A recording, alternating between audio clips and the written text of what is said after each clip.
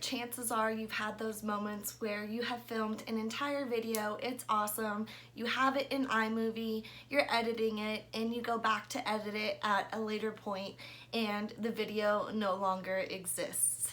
I've definitely had those moments. I filmed an entire video about sleep paralysis. I loved it. I had it in iMovie. I went back to edit it and somehow the video was magically gone from my phone. I've also had those moments where I filmed an entire video just to find out that Lily was snoring so loudly that it ruined my entire video and I had to go back and redo it. Is this a sign from the universe to not upload your video? No, the universe never gives you a sign to give up, and I truly believe that from the bottom of my heart and with my whole being. I think sleep paralysis is definitely something that is not talked about enough, and so I'm gonna give this another go around. Hi guys, welcome to my channel, or welcome back to my channel. For those of you who do not know who I am or what I'm all about, my name is Victoria and I am an Instagram beauty influencer as well as a mental health advocate. I like to talk about all the things that people generally have a really hard time opening up about or discussing. Those things including things like depression, anxiety, bipolar disorder, insomnia, OCD, substance abuse disorder, and the list goes on and on. If it has to do with mental health issues, I like to be really open and honest about that, because I found as soon as I started to get really open and honest with what was going on the inside with me is when I really started to see a change and improvement in my mental health for the better. So that's who I am and what I'm all about, and I mentioned insomnia as one of the things that I like to discuss. I have been diagnosed with insomnia, and with that topic also brings on the topic of sleep paralysis, which I have had my fair share of experience with. Now, I haven't suffered an episode of sleep paralysis in quite some time, but I used to get it really badly when I was living in my old apartment. And I don't know what you guys believe in, but the vibes in that apartment were just really bad, just bad juju, and I didn't like it at all. And during that time that I lived in that apartment, which was for about a year, is when my sleep paralysis was really, really horrible. And I think that the bad juju and vibes had a big role to play in that. Now, if you've gotten this far in the video and you're thinking, what the heck is sleep paralysis? I've never heard of it. Go ahead and Google it, sleep paralysis, and it will pop up a spot-on definition along with a picture that is actually quite terrifying. I'm gonna try and insert it here.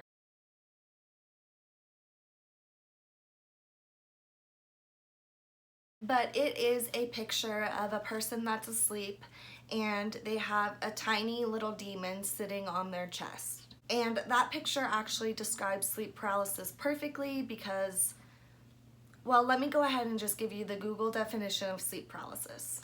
A temporary inability to move or speak while falling asleep or upon waking. The person is aware but unable to move or speak.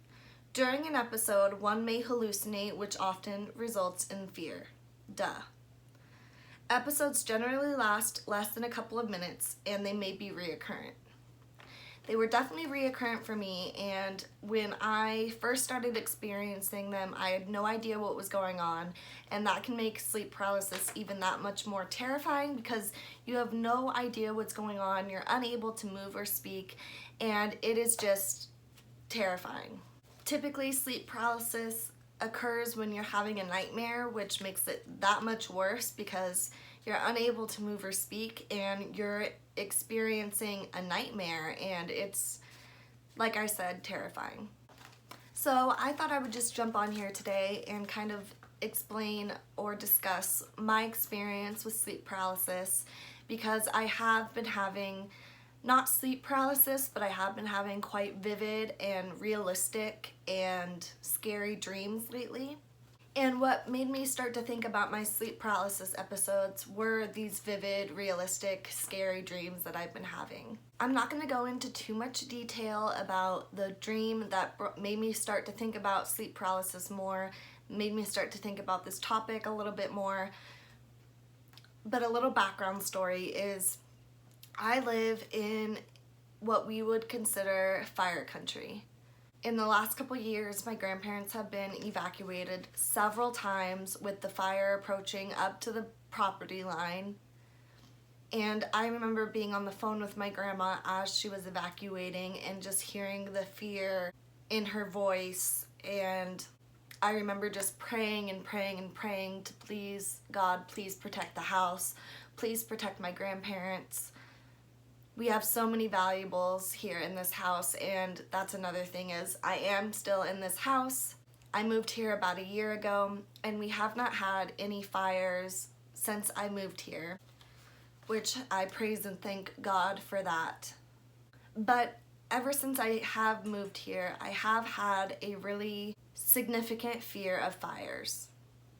And that stems from how many times my grandparents have been evacuated and how close the fires have gotten in the past.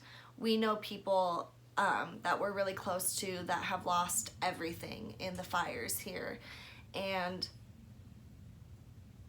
I just can't imagine what that would be like. Another reason I'm really scared of fires is because if I do have my dog Lily staying at the house when I leave, it's just a real anxiety for me. I don't like leaving her here. I have a feeling that a fire is going to start and I'm not going to be able to get back to her in time, or I'm not even going to know that it's happening. And so since I moved here, I've taken every precaution possible to make sure that there's not a fire that could have been avoided. For instance, every time I leave the house, and I have to make sure I do these things several times, I make sure nothing is plugged into any of the outlets, the TV is off, there's no candles burning, there's nothing that could cause a fire. With that being said, it's almost like borderline OCD with the amount of times that I have to make sure that these things are done, because I have to quadruple check that these things are done before I leave the house. And even when I do make sure all of those things are done, I still have a real anxiety about leaving my dog here alone.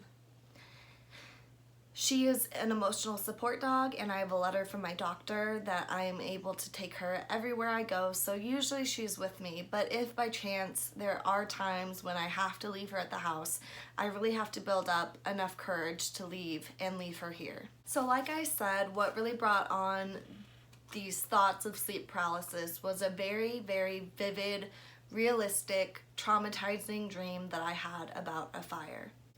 Now, everything in this dream was so realistic to my thought patterns, to what was actually going on around me. Usually in a dream, something will be off, something's not right, there's somebody that you don't know or have never met before.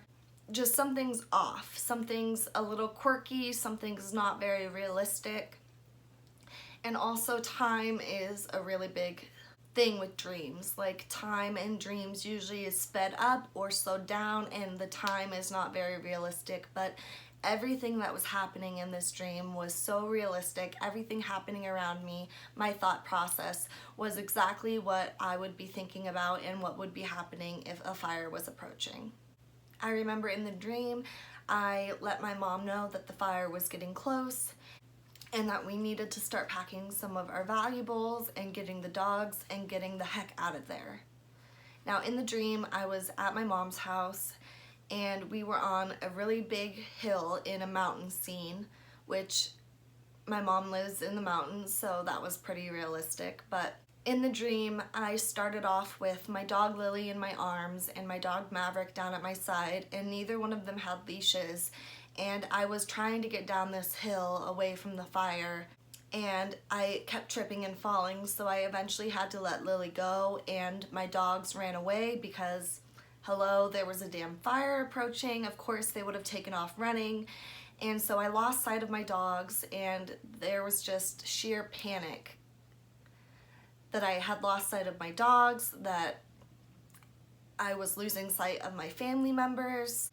And in my dream, two of my really good friends were there with me, and the dream was so realistic and had such a big impact on me that in the morning I had to wake up. It was about 5 o'clock in the morning. I finally woke up from the dream. I had to turn on the news and make sure there was no fires anywhere in the area. I had to call my mom and brother and make sure that they were okay and that there was no fires near them.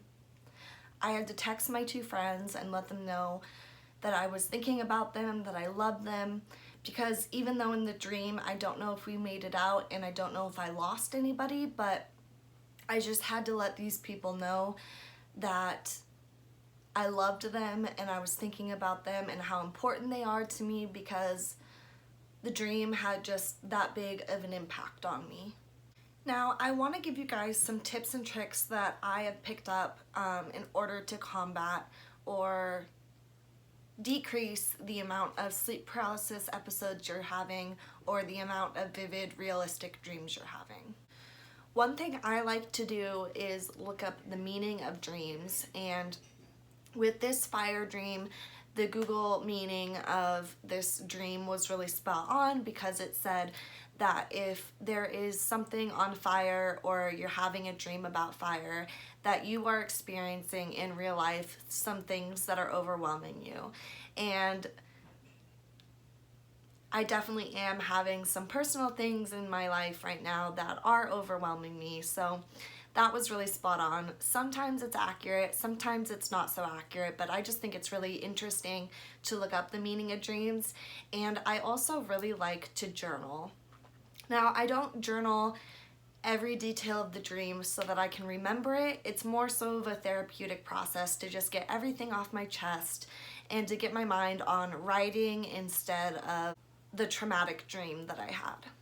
Another thing is you never want to force yourself to go back to sleep immediately after having an episode or a vivid dream. This will make it more likely for it to reoccur. And the second time around, you know what's happening, you know what to expect, but it doesn't make it any less scary or traumatic. And so I don't encourage forcing yourself to go back to sleep right away. If you have to stay up, you have to stay up. And another thing would be to check your medications.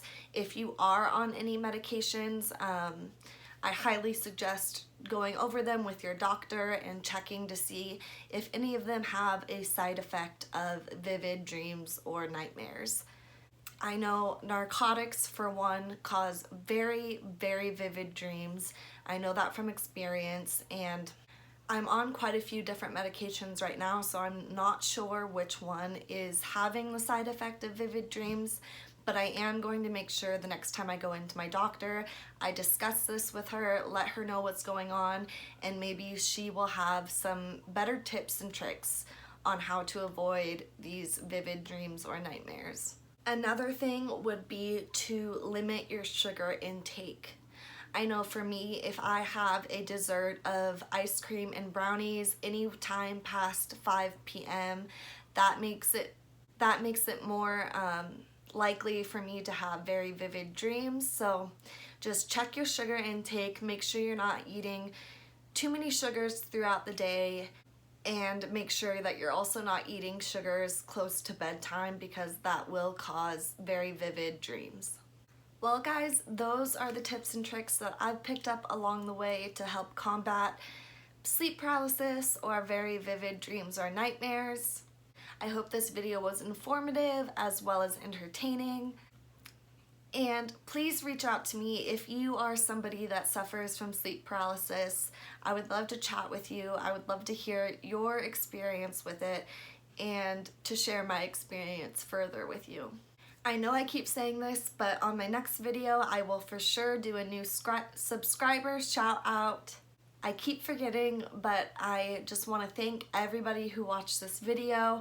Please like it, comment, share, subscribe to my channel. It would mean the world to me.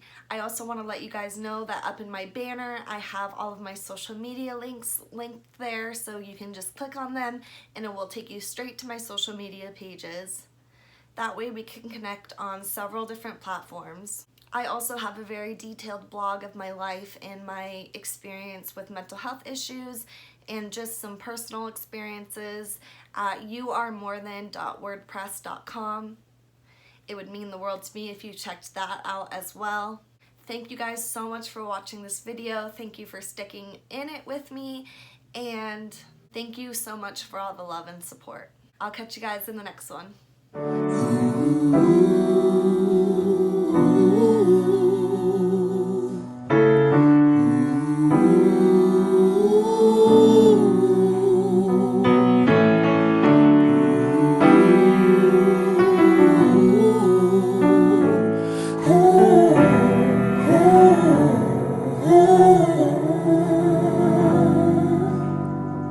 They said